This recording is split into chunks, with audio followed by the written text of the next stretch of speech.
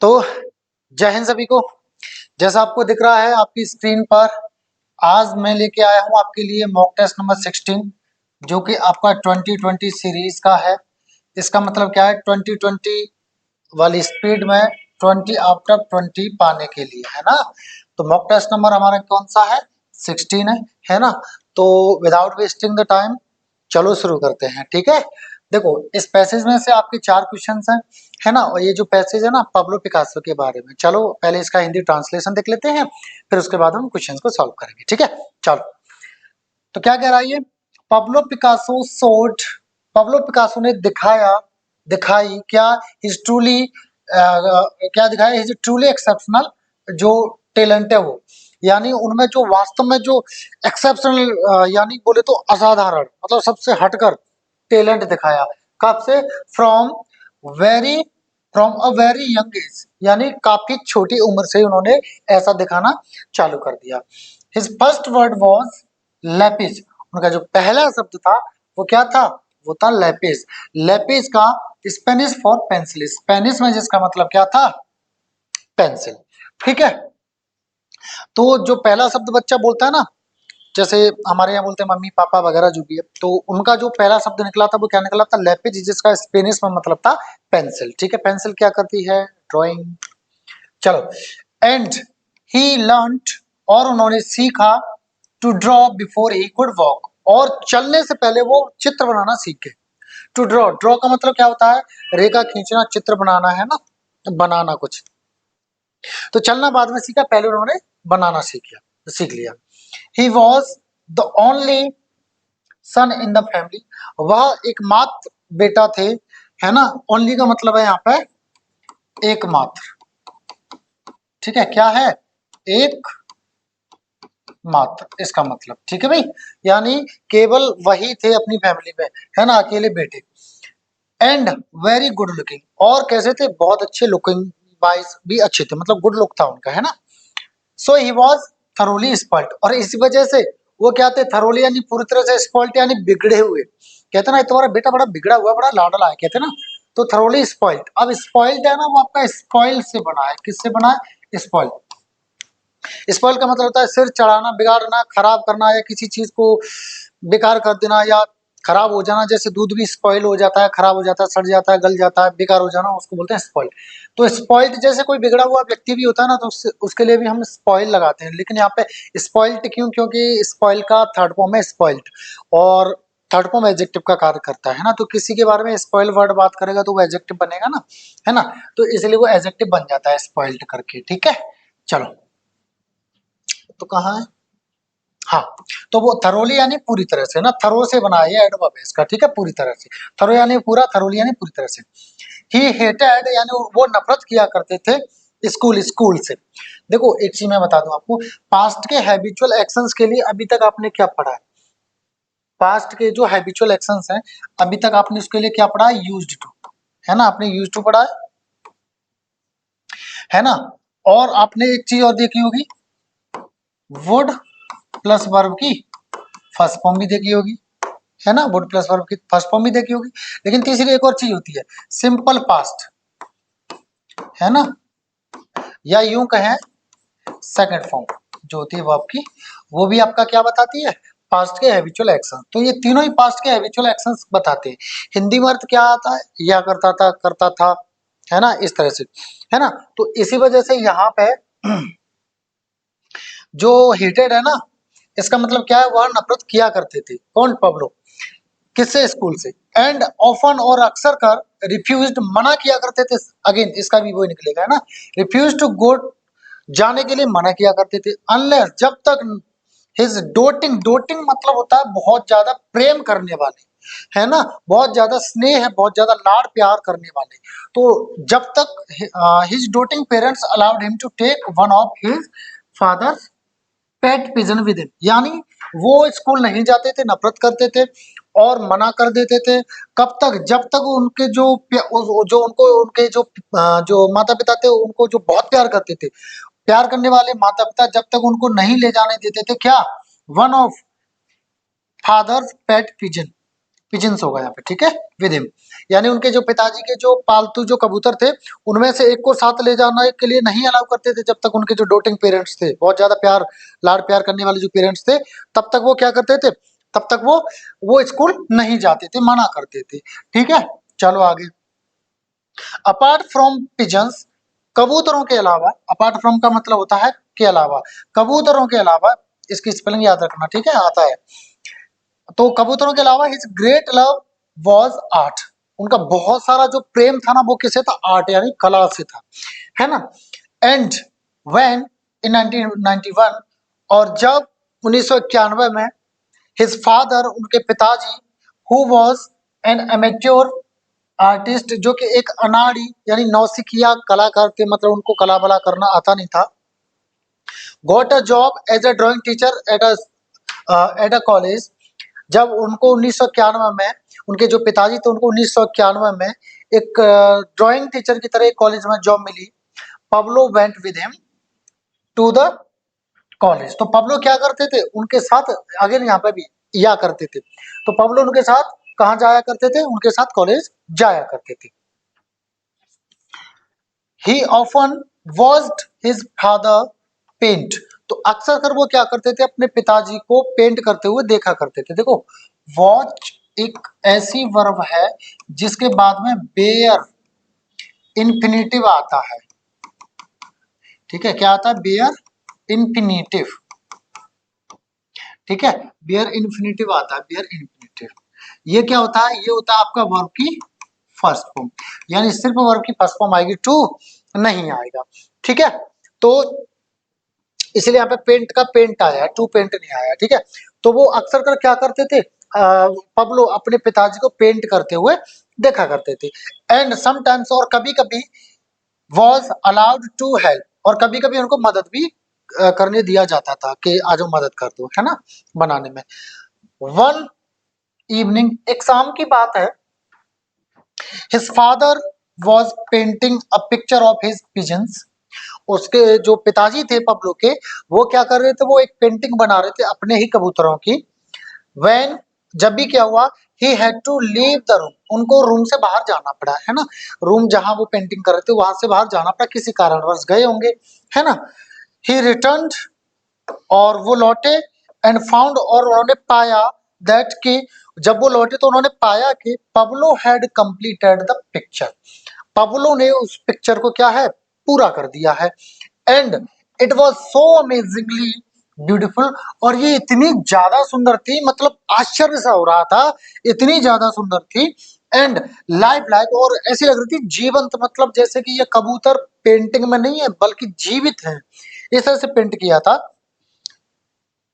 That he gave his son his own palette and brushes, कि उन्होंने ना अपनी पैलेट, पैलेट होता है आपका रंग पट्टिका जिसमें रंग वगैरह होती नहीं है, एंड ब्रशेस मतलब जिस ब्रश से पेंट करते हैं वो, कि उन्होंने इतनी ज्यादा अच्छी थी कि उन्होंने अपनी रंग पट्टिका और ब्रश दे दी किनको, उन्हीं को, किसको, अपने बेटे यानी पब्लिक को, पब्लो को। And and never painted again, और फिर द्वारा कभी पेंट नहीं किया। पब्लो वॉज जस्ट 13, तो पब्लो तब कितने साल के थे, पब्लो तब सिर्फ 13 साल के थे, ठीक है। तो ये तो होगी पूरी स्टोरी, है ना। अब देखते हैं इसका सॉल्यूशन, क्वेश्चंस का solution. As a boy Pablo Picasso was, एक लड़के की तरह पब्लो पिकासो कैसे थे, हैंडसम एंड टैलेंटेड, कौन सा ऑप्शन है, ऑर्डिनरी नहीं, हैंडसम एंड टैलेंटेड, आंसर क्या होगा आपका, बी हो गया। हैंडसम एंड स्टूडियस, स्टूडियस का मतलब होता है पढ़ाकू, जो पढ़ता रहता हो, मतलब काफी ज्यादा पढ़ता हो, है ना, पढ़ने में काफी ज्यादा रुचि हो, उसको बोलते हैं हैंडसम एंड हार्ड वर्किंग नहीं, है ना। चलो आगे, अगला है, he was spoiled mostly because, अब वो ज्यादातर बिगड़ा हुआ क्यों था, क्योंकि वो अपनी फैमिली का इकलौता बेटा था, बहुत लाडला था, है ना। तो स्मार्ट बॉय नहीं, loved by one and all, सबके द्वारा प्रेम किया जाता, सबकी तो बात ही नहीं हुई, माता पिता की बात हुई है नहीं। The only son in the family, right answer is C. Always surrounded by notorious boys, हमेशा कुख्यात बिगड़े हुए लड़कों से घिरा रहता था, नहीं, है ना। तो आंसर आपका सी, सराउंडेड मतलब घिरा रहता था, सराउंड मतलब होता है घेरना, नोटोरियस, नोटोरियस मतलब होते हैं बदनाम, कुख्यात, बेकार, वाहियात, बिगड़े हुए, ठीक है, इसको बोलते हैं नोटोरियस। चलो अगला,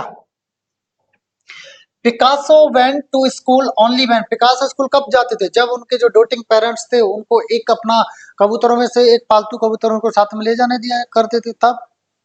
तो ऐसा है क्या? हिज फ्रेंड्स अकम्पनीड हिम, जब उनके साथी साथ देते थे तब नहीं। फादर वेंट टू, जब पापा साथ जाते थे तब नहीं। He was allowed to paint at a school, जब उसको स्कूल में करने दिया जाता तब नहीं। एक ही बचता ये है ना। वैसे भी he was allowed to carry a pet with him, उसको जब अलाउ किया जाता था कि एक पालतू कबूतर ले जाओ साथ में तब। तो आंसर क्या होगा आपका? डी। ठीक है, चलो अगला देखिए। अगला है, when his father painted in the college, Pablo, जब उसके जो पिताजी थे पेंट किया करते थे स्कूल्स में, तब पब्लो, पब्लो क्या अक्सर मदद करते रहते थे, है ना, मतलब उनको अक्सर बुला लिया जाता था मदद के लिए। तो ओकेजनली हेल्प्ड हिम, बिल्कुल ठीक। रियली हेल्प्ड हिम, रियली और ओकेजनली, वैसे तो आपने पढ़ा होगा कभी कभार दोनों का, बट ओकेजनली होता है पॉजिटिव और रियली होता है नेगेटिव। रियली मतलब ना के बराबर, ओकेजनली यानी कभी कभार मतलब पॉजिटिव हाँ होता था। तो आपका ये ज्यादा बेहतर। ऑलवेज हेल्प हिम, हमेशा नहीं।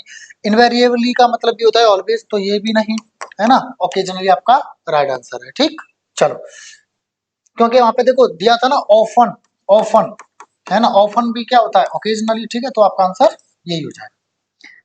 चलो अगला, अब अगला क्या है? Choose the miss spelled word, आपको गलत स्पेलिंग छांटनी है। ऑटोनोमस ये ठीक है, एग्रीगेट ये भी, बटालियन ये तो करेक्टली है, मैन्युस्क्रिप्ट ये भी गलत है। अरे यहाँ पे मिस स्पेल्ट की जगह ना करेक्टली स्पेल्ट करना है। क्या करना है आपको? करेक्टली स्पेल्ट करना है। ठीक है, तो यहाँ पे मिस नहीं है, क्या है? करेक्टली है। तो आपको सही पकड़ना है, तो सही आपका ये है बटालियन। ये भी गलत है क्योंकि यहाँ पे के नहीं होगा, सी होगा। ऑटोनोमस ओ यू होता है, एग्रीगेट में डबल जी होता है। ठीक है, तो ये नहीं होगा, ये नहीं होगा, ना ये होगा, आपका बटालियन होगा। बटालियन मतलब होता है सैन्य दल। मैन्युस्क्रिप्ट मतलब हस्तलिपि होता है। ऑटोनोमस स्वाय संस्था है, क्या बोलते हैं, सत्ता, हाँ, खुद का जो शासन हो। एग्रीगेट मतलब संग्रह। ठीक है, इसको बोलते हैं। चलो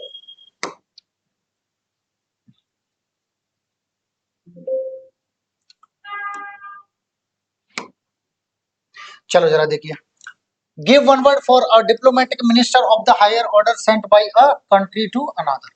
डिप्लोमेटिक मतलब होता है कूटनीतिक, मिनिस्टर मंत्री, मतलब ये क्या करा, एक ऐसा कूटनीतिक मंत्री जो एक देश के द्वारा दूसरे देश में भेजा जाता है। तो सुनो, अब आप कहोगे कि सर एम्बेसडर होता है, उसको क्या बोलते हैं हम? जो है प्रतिनिधि बोलते हैं, है ना। तो देखो सुनो, अंतर होता है। इसका आंसर तो सुन लो, एनबॉय होगा। क्या होगा? एनबॉय। पहले आंसर समझ लो। अब सुनो, एनबॉय का मतलब भी आप सिनोनिम देखोगे ना तो जो एनबॉय के एम्बेसडर और ये रिप्रेजेंटेटिव दोनों मिल जाएंगे आपको। ठीक है, but there is a difference. ठीक है, क्या अंतर है? देखो समझना बात को, ठीक है, अच्छे से। जो एनवॉय होता है वो एक ऐसा होता है प्रतिनिधि जिसको किसी खास मकसद से भेजा जाता है विदेश में, ठीक है, और वो वापस आ जाता है। एम्बेसडर क्या होता है? एम्बेसडर ऐसा होता है जिसको वहां पर रोका जाता है, वो वहां पर रहता है, वहां रह के काम करता है, मतलब ही इज स्टेशनड, वहां पे उसको रोका जाता है। ठीक है, मतलब वो वहां पर रुक करके काम करता है। अब बात आती है रिप्रेजेंटेटिव की। तो रिप्रेजेंटेटिव ना वो हर व्यक्ति होता है जो किसी की भी तरफ से कहीं पे भी जाए। एम्बेसडर और एनवॉय से ये बिल्कुल अलग होता है। रिप्रेजेंटेटिव किसी भी सेक्टर में होता है, जैसे मान लो किसी कंपनी से कोई बंदा आया कोई प्रोडक्ट लेकर के हमारे पास कि सर ऐसी ऐसी बात है, ये प्रोडक्ट है, इसको प्रमोट कर दो या इसका ऐसा ऐसा कर दो। तो वो क्या कर रहा है? उसको रिप्रेजेंट कर रहा है प्रोडक्ट को कंपनी की तरफ से, तो वो कंपनी का क्या हो गया? रिप्रेजेंटेटिव हो गया। इसी तरह से आपने देखा होगा एमआर होते हैं मार्केट में, आपने देखा होगा बेचारे धूप हो या सर्दी हो या बरसात हो भागते ही रहते हैं बेचारे, है ना, टाई वाई लगा के या वैसे बेचारे जाते रहते हैं। तो वो क्या करते हैं? वो मेडिकल की जो चीजें होती है, जो दवाई वगैरह होती है, मेडिसिन होती है, उनको वहां पे जाकर रिप्रेजेंट करते हैं। उनको क्या बोलते हैं? Medical representative. तो वो भी प्रतिनिधि है किसी कंपनी से। इसी तरह से कोई चीज किसी की तरफ से कहीं जाके कर रही है तो उस हर व्यक्ति को रिप्रेजेंटेटिव बोलेंगे। लेकिन अगर कॉन्टेक्स्ट की बात की जाए तो एम्बेसडर का अलग मीनिंग है, एनवॉय का अलग मीनिंग है और रिप्रेजेंटेटिव का अलग मीनिंग है ना। तो सिनोनिम में तो आ जाएंगे। सिनोनिम में क्या होता है? जो उससे जुड़ा हुआ हो, एग्जैक्ट नहीं है, है ना। तो ये अलग मीनिंग रखता है, हालांकि सिनोनिम में आ जाएगा, ठीक है। डेमोग्राफी क्या होती है आपकी, जनसांख्यिकी, और नोमेनक्लेचर मतलब होता है नामावली, मतलब किसी क्षेत्र की चीजों को नाम देना, ठीक है, उसको बोलते हैं हम नोमेनक्लेचर। चलो आगे, आंसर क्या था, आंसर इसका ये था एनवॉय, ठीक है, एनवॉय। आगे देखिए जरा, चूज द अप्रोप्रिएट सिनोनिम। अब आपको सिनोनिम देखना जस्ट का, जस्ट का मतलब होता है जोश, तो क्या हो जाएगा, एनवी यानी नफरत, हेज मतलब धुंध, टायर्डनेस मतलब थकान, एंथुजियाज्म मतलब जोश। तो आपका सिनोनिम क्या हो गया, आपका एंथुजियाज्म, ठीक है। चलो, एंथुजियास्टिक मतलब क्या होता है, जोशीला। क्या होता है एंथुजियास्टिक मतलब, जोशीला, जैसे यू लुक एंथुजियास्टिक। चलो आगे, अब क्या देखना आपको, एंटीनियम देखना है किसका, स्परियस। स्परियस का मतलब क्या होता है, स्परियस का मतलब होता है विच इज नॉट ओरिजिनल यानी फेक, जाली, बनावटी, है ना, जो सही नहीं हो, है ना, उसको बोलते हैं। तो मिक्स यानी मिलावटी नहीं, पॉल्यूटेड प्रदूषित नहीं, इसी के सिनोनिम में आ सकते हैं, है ना। ओरिजिनल बिल्कुल सही है, फॉल्स गलत नहीं। तो आपका क्या हो जाएगा आंसर इसका, ओरिजिनल, ठीक है, क्या हो जाएगा, ओरिजिनल आंसर हो जाएगा। चलो आगे, 10th का देखिए जरा, एडजेक्टिव ऑफ क्रेजी। क्रेजी का एडजेक्टिव, क्रेजी तो खुद ही एडजेक्टिव होता है, आंसर क्रेज नहीं, क्रेजियस वर्ड ही नहीं होता है, क्रेजीनेस नाउन होता है। डी इज द आंसर, ठीक है, क्योंकि डी में क्या दिया है, क्रेजी दिया है, ठीक है। तो आंसर क्या हो जाएगा आपका, जी सॉरी डी हो जाएगा, क्रेजी। क्रेजी का क्रेजी ही होगा, ठीक है। चलो आगे, plural form of tomato. Tomato का plural form, T O plus लगा दो ई एस, वही हो जाएगा आपका प्लूरल फॉर्म। ओ नहीं, नहीं, नॉट अप्लाइड, ये रहा आंसर, ये भी नहीं होगा, ठीक है। आपका कौन सा आंसर हो जाएगा, आपका आंसर हो जाएगा B, T plus E S, T O plus E S, है ना, राइट आंसर। चलो आगे, मैस्कुलाइन ऑफ स्वाइन। स्वाइन मतलब सुअर, है ना। तो सुनो, ये तो होता है फेमिनाइन, ये होता है मैस्कुलाइन, ये होता है भेड़ का मेल, और ये होता है भेड़ की फीमेल। अब एक चीज और समझ लो, जब बात आ गई तो अच्छा आंसर क्या होगा, पहले तो आंसर समझ लो, ये होगा, ठीक है। आंसर क्या होगा, आंसर होगा आपका ये। अब ये देखो, इसके पहले आर्टिकल क्या होगा, अरे सर इसमें क्या देखना है, एन होगा, ई डब्ल्यू ई, नहीं भाई एन नहीं होगा, क्या होगा आंसर, आंसर होगा आपका ए, क्योंकि इसको कैसे लिखते हैं, इसको लिखते हैं हम यू, ऐसे लिखते हैं। और ये क्या है, कॉन्सोनेंट, है ना, कॉन्सोनेंट है ना, कॉन्सोनेंट से पहले हम क्या लगाते हैं, ए, ठीक है। तो क्या होगा आपका ए होगा, क्योंकि एग्जाम्स में इसको पूछा जाने लगा है, तो बड़ा याद रखना है आपको, ठीक है। इसको चलो आगे देखते हैं। अगला देखिए जरा, सुपरलेटिव डिग्री ऑफ सर्कुलर। चलो बताओ, ये नहीं आता मुझे भाई, ये बता दो बस, ठीक है, बाकी सब तो आता है, बस यही नहीं आता। देख लो जरा, देखो, देखो भाई, सर्कुलर हुआ, स्पेरिकल हुआ, राउंड हुआ, रॉन्ग हुआ, राइट हुआ, एक्सीलेंट हुआ, यूनिक हुआ, परफेक्ट हुआ, ईटीसी, ये ऐसे एडजेक्टिव्स हैं जो अपने आप में हाईएस्ट डिग्री के होते हैं। और जब हाईएस्ट डिग्री के होते हैं तो ना तो इनका मोर लगा के कंपैरेटिव बना सकते, ना ही मोस्ट लगा करके सुपरलेटिव बना सकते। तो यहाँ पे क्या हुआ answer, do not, sorry not applied. अब कुछ दिमाग लगा रहे हैं सर्क्यूलरिस्ट, और कुछ इसको नहीं, अरे नहीं, सुपरलेटिव से पहले द लगाते हैं, द मोस्ट सर्कुलर होगा, नहीं, कुछ नहीं होगा, क्या होगा, नॉट अप्लाइड। इनका डिग्री बनेगा ही नहीं, क्योंकि ये अपने आप में हाईएस्ट डिग्री के होते हैं, ठीक। चलो आगे, अगला देखिए, स्पॉट द एरर, यानी टाइम मत इसमें खर्च करो। इस वाक्य में से आपको क्या पकड़ना है, इस वाक्य में से आपको पकड़ना है एरर किस वाले पार्ट में है। तो टॉम ऑलवेज, टॉम हमेशा यानी इंडेफिनिट बनेगा, इतना तो पक्का है, ठीक है। टेल्स, है ना, बना है, अब सिंगुलर है तो इसलिए ऐसा आया है। मी दैट, टॉम मुझे हमेशा बताता है कि the rich of his colony is not doing, उसकी कॉलोनी के जो रिच हैं यानी धनी लोग हैं वो नहीं कर रहे हैं एनीथिंग, कुछ भी नहीं कर रहे हैं for the welfare of society, so समाज की भलाई के लिए कुछ भी नहीं कर रहा, धनी लोग उसकी कॉलोनी के। तो देखो एक चीज समझ लो, जब एडजेक्टिव से पहले आर्टिकल द लग जाए ना, कुछ एडजेक्टिव ऐसे होते हैं जब उनसे पहले आर्टिकल द लग जाता है तो वो एडजेक्टिव नहीं बनता, वो बन जाता है प्लूरल कॉमन नाउन, यानी कॉमन नाउन बन जाता है, वो भी कैसा, प्लूरल। ये क्या बताते हैं, ये पूरी क्लास को दर्शाने लगते हैं, ठीक है, ये पूरे वर्ग को बताते हैं। किसको बताते हैं, ये पूरे वर्ग को बताते हैं ये, ठीक है। जैसे अगर मैंने बोला द रिच, अगर मैंने बोला द रिच, तो इसका मतलब क्या है, ये पूरे जो धनी लोग हैं ना उनके वर्ग को बता रहे हैं, यानी इसका मतलब क्या हो गया, रिच प्यूपिल। इसका मतलब क्या हो गया, इसका मतलब हो गया रिच पीपल। ऐसे ही मैंने बोल दिया द लेम, लेम मतलब क्या होता है, लेम मतलब होता है लंगड़ा, तो इसका मतलब क्या है, लेम पीपल। ऐसे मैंने बोल दिया द पुअर, तो पुअर पीपल, द डम, तो डम पीपल, द डेफ बहरे, तो बहरे लोग डेफ पीपल, है ना। इसी तरह से द इंटेलिजेंट यानी इंटेलिजेंट लोग, द ओल्ड यानी ओल्ड पीपल, है ना। तो ऐसे हो जाता है, क्या बन जाता है, वो प्लूरल कॉमन नाउन बन जाता है। अब जब प्लूरल कॉमन नाउन किसी का सब्जेक्ट बनेगा तो उसके बाद में अगर कोई वर्ब आएगी तो वो कैसी आनी चाहिए, वो प्लूरल आनी चाहिए, है ना। तो यहाँ पे जो ये जो वर्ब आ रही है वो किसके लिए आ रही है, द रिच के लिए आ रही है, ये लगेगी क्या, क्योंकि ये तो प्लूरल हो गया, तो क्या हो जाएगा इसकी जगह हो जाएगा आप, ठीक है, याद से। चलो आगे, अगला है change the voice of the following. अब क्या है, आपको वॉइस बदलना है, ठीक है। Let him see the picture, तो देखो इस तरह के वाक्यों का कैसे बनाएंगे, लेट तो आपका बना रहेगा पहले, ठीक है। अब ये जो है ना ऑब्जेक्ट, इसको हम पहले ले आएंगे, है ना, और पहले ले आएंगे, इसके बाद में जब पैसिव बनता है ना तो बी लगा देते हैं, और बी तो लगना ही लगना होता है पैसिव में, और बी लगेगा उसके बाद में अगर वर्ब आएगी तो वो कैसी लेगी, वो थर्ड फॉर्म लेगी। वैसे भी ये पैसिव में इसके बिना पैसिव पॉसिबल नहीं है, बी या बी फॉर्म आएगी प्लस वर्ब की थर्ड फॉर्म आएगी, इसके बिना पॉसिबल नहीं है पैसिव, है ना। तो let the picture be seen, let the picture be seen, किसके द्वारा, हिम है तो बाय हिम, तो आपका आंसर कौन सा हो जाएगा, आंसर आपका हो जाएगा ए, ठीक है। The picture is seen, let him the picture be seen, नहीं, द पिक्चर इज सीन नहीं, आपका आंसर हो जाएगा आपका ए, ठीक है। चलो आगे आ जाओ अब जोश में, ठीक है, घाड़ेंगे जगह, चलो आ जाओ।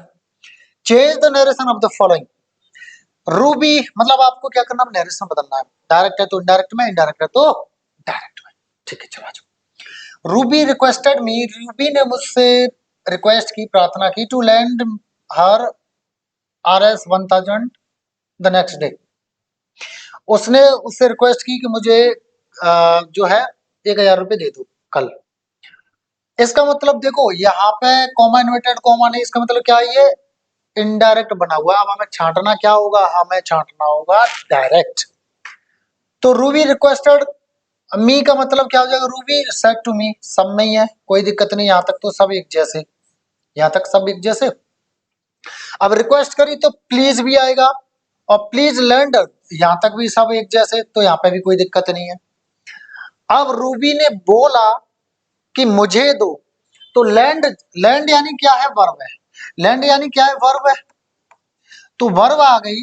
और स्ट्रक्चर क्या होता है, पहले होता है सब्जेक्ट, फिर वो होता है वर्ब, फिर वो होता है ऑब्जेक्ट। तो लैंड है तो इसके बाद में ऑब्जेक्ट आएगा, ऑब्जेक्ट यानी ऑब्जेक्टिव केस आएगा, तो इसके बाद में, और बोल कौन आ रहा, कौन रहा है, रूबी, रूबी खुद बोल रही ना, तो रूबी अपने लिए क्या लगाएगी, रूबी अपने लिए लगाएगी मी, तो लैंड मी वाला देख लो पहले, लैंड मी एक, लैंड मी दो, यानी लैंड हर और लैंड हर ये दोनों काट दो, है ना। अब RS 1000 टुमारो है इसमें, ठीक है, और RS 1000 द नेक्स्ट डे। तो देखो डायरेक्ट में आपका द नेक्स्ट डे नहीं आता, इनडायरेक्ट में आता है, तो ये भी गलत हो गया, तो आपका आंसर कौन सा हो जाएगा, आपका आंसर हो जाएगा डी, टुमारो। टुमारो का क्या होता है इनडायरेक्ट में, द नेक्स्ट डे, ठीक है ना, तो आपका आंसर हो जाएगा आपका डी, ठीक। चलो अब आगे जाते हैं, देखिए जरा, fill in the blanks with suitable prepositions, उचित प्रेपोजिशंस से ब्लैंक्स को भरिए, ठीक है। 16-17 में है ना उसके लिए। Sunil who is knocking dot dot dot the door, Sunil दरवाजे पर कौन खटखटा रहा है, तो देखो नॉक का मतलब होता है खटखटाना, नॉक का मतलब क्या होता है? खटखटाना। और एक नॉक का मतलब होता है चोट देना, और एक नॉक का मतलब होता है हरा देना, पटक देना। ठीक है, वैसे भी हम ऐसे कर रहे हैं तो ये चोटी मार रहे हैं इस पे, या पटक रहे हैं कुछ चीज, अपना हाथ इस पे पटक रहे हैं। ठीक है, चलो ऐसे भी कह सकते हो। तो इसके बाद में जो प्रेपोजिशन आएगा ना वो एट आएगा। तो आपका आंसर कौन सा हो जाएगा? D. Who is knocking at the door, दरवाजे पर कौन खटखटा रहा है। ठीक है भाई, ये आएगा, है ना। वैसे भी टेम्परेरी वहां पे खड़ा होकर टेम्परेरी नॉक कर रहा है, तो टेम्परेरी चीजों के लिए हम क्या लगाते हैं? एट लगाते हैं। ठीक है, चलो आ जाओ इधर। I don't have enmity dot dot dot anyone. देखो जरा, एनमिटी मतलब होता है शत्रुता। मैं ना किसी के लिए शत्रुता नहीं रखता हूँ, है ना, दुश्मनी नहीं रखता हूँ। और ये मेरे पे भी अप्लाई होता है। ठीक है, जो हमारे बारे में गलत सोच रहा है, हमसे शत्रुता रख रहा है, ठीक है भाई, वो तुम्हारा काम है। हम नहीं किसी से शत्रुता रखते हैं, ना ही किसी से कोई कंपटीशन है, खुद से कंपटीशन है। क्योंकि इंसान मरता है तब तक गलतियां करता है। हम अपनी गलतियों को सुधारेंगे, हम अपने आप से कंपटीशन करेंगे, उन गलतियों को सुधारेंगे, फिर और कोई गलती होगी उसको सुधारेंगे। किसी से कोई कंपटीशन नहीं है। ठीक है, रही बात पढ़ाने करने की, तो देखो भाई, सब मेहनत कर रहे हैं, जो जितना मेहनत करेगा वो उतना पाएगा। और बाकी जिसका जिसको अच्छा लगेगा वो उस पर पढ़ेगा ही पढ़ेगा, है ना। किसी से कोई कंपटीशन नहीं, मेरा खुद से कंपटीशन है, और खुद की कमियों से कंपटीशन है, मैं उनको सुधारता रहूंगा। ठीक है, चलो आगे बढ़ते हैं। फिलहाल देखो, एनिमिटी के साथ में कुछ लोग लगा देते हैं विद, और कई जगह आपने देखा होगा टुवार्ड्स। तो देखो यहाँ पे विद तो ऑप्शन में है नहीं है, तो आंसर आपका क्या होगा? टुवार्ड्स होगा। अब सुनो, टुवार्ड्स जब लगाते तो उसका अर्थ क्या होता है? टुवार्ड्स बताता है डायरेक्शन, मतलब की तरफ। इसका मतलब ये क्या कह रहा है कि मैं ना किसी की तरफ कोई दुश्मनी नहीं रखता, यानी मेरा किसी की ओर दुश्मनी नहीं है। ठीक है, ये बता रहा। तो आपका आंसर क्या हो जाएगा? आपका आंसर हो जाएगा टुवार्ड्स। ठीक है भाई, चलो आगे बढ़ते हैं।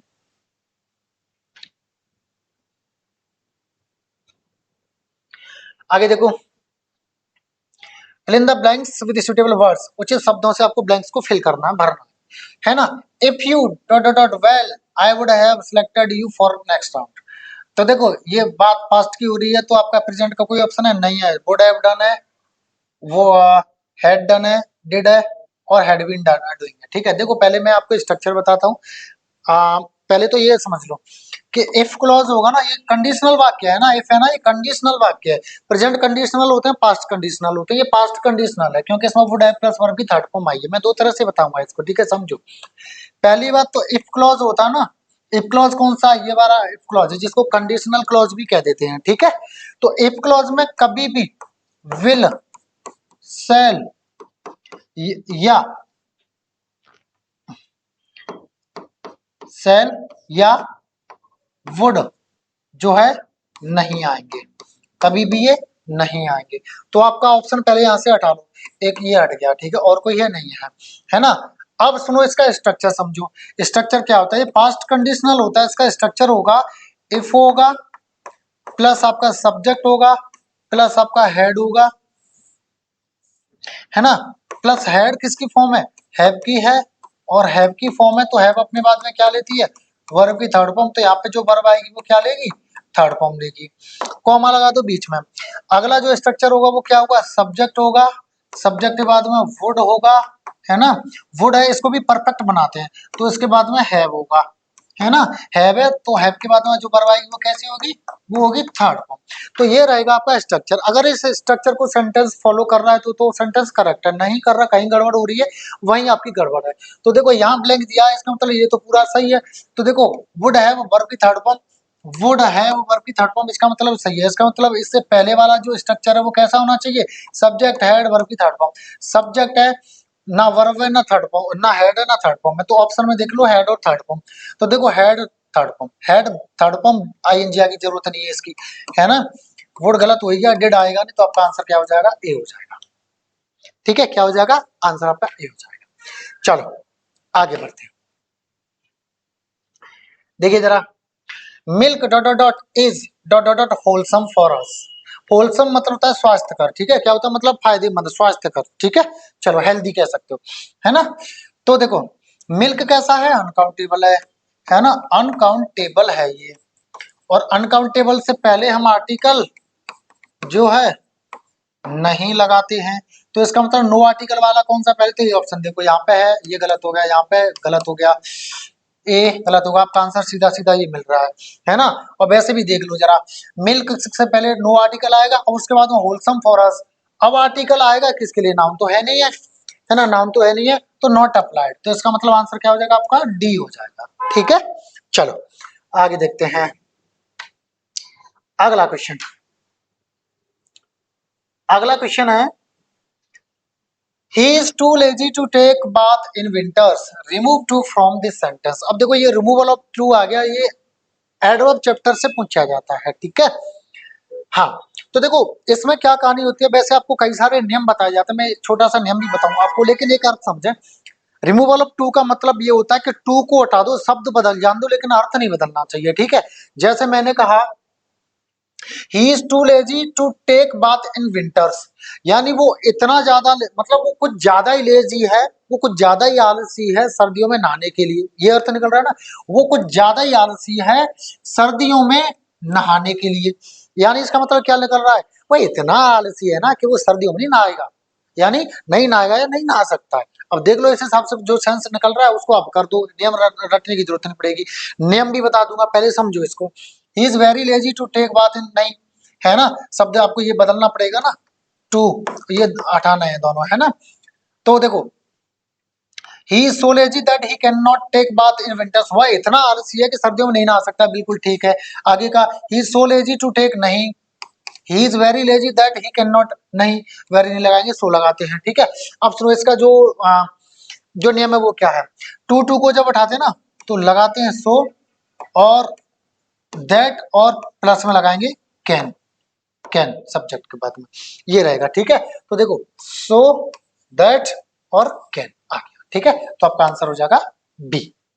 ठीक है भाई, बी आंसर हो जाएगा। चलो आगे, अच्छा हो गया, हाँ हो गया।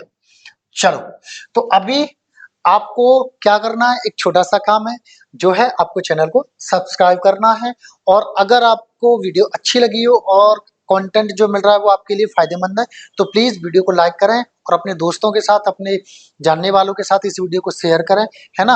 और चैनल नया नया है तो इसको बहुत सारा प्यार दें, बहुत सारा सपोर्ट करें, जिससे हम भी एक बड़ा प्लेटफॉर्म खड़ा कर सकें और आपके लिए बेहतर से बेहतर चीजें तैयार कर सकें, और बहुत सारी मेहनत करके आपके लिए जो भी पॉसिबल चीजें हैं वो आपके लिए ला सकें। ठीक है, तो thank you all of you for watching this video, है ना। चलो तो सब्सक्राइब कर लो एंड जय हिंद। ठीक है।